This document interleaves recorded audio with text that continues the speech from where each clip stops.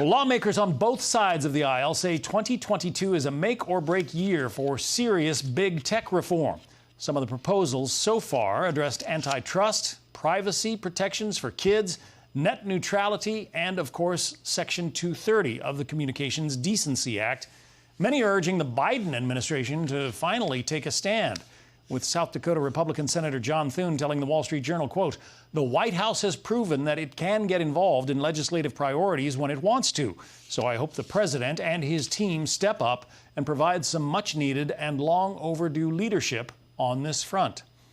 Joining us now to weigh in is Colorado Congressman Ken Buck, a member of the House Judiciary Committee. Your committee has been looking at this issue, Congressman, for a long time now. You say the next 6 months are critical. Why?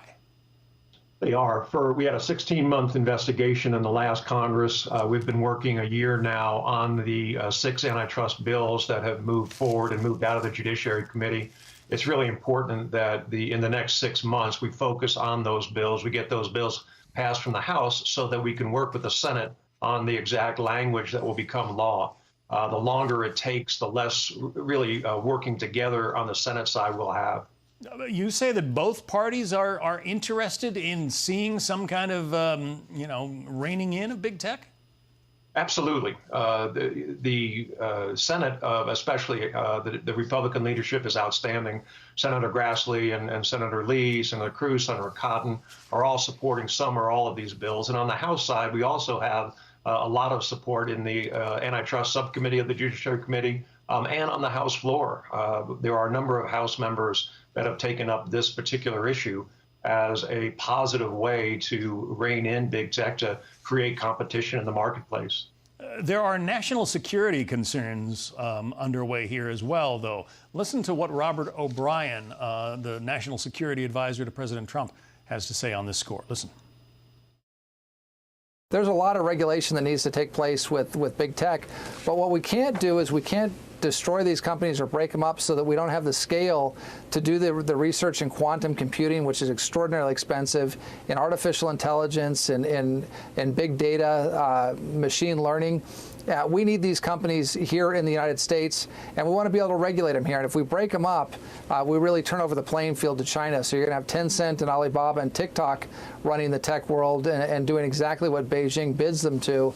Is that a concern of yours, Congressman, that if you break these companies up in the wrong way, it could lead to problems?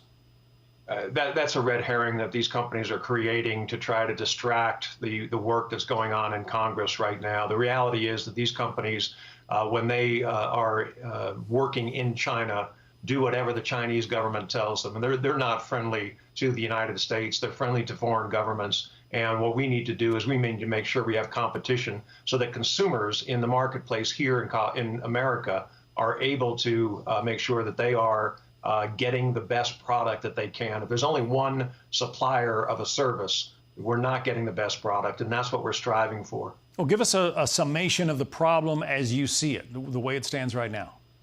Well, what I see the problem is really in the area, for example, of desktop searches. Google has over a 90% market share.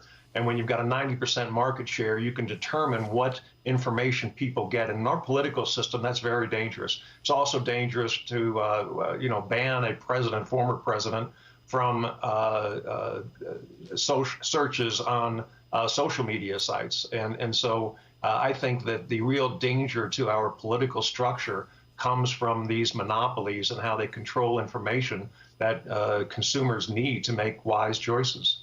It's recently come out that the head of Facebook, Mark Zuckerberg, spent $250 million on election supporting candidates that were friendly to him and causes that he espouses during the latest presidential election cycle. Given contributions like that, are you sure that the Democrats are on board with trying to rein in big tech? Democrats are on board, and it surprises some that they are on board. It doesn't surprise me. I think they are interested in making sure that big companies don't control America. I'm not concerned with big. I'm concerned with competition and the marketplace. But I can guarantee you something. I didn't receive any of the benefits from Mark Zuckerberg. I don't know any Republicans that did. So what is your hope? How would you like to see all of this go down? Yeah, I'd like to see the House pass these 6 antitrust bills that are really important. The venue bill makes sure that big tech can't move every case to the Northern District of California and have a home field advantage. Bills that make sure that these tech companies can't discriminate against third-party sellers on their platforms.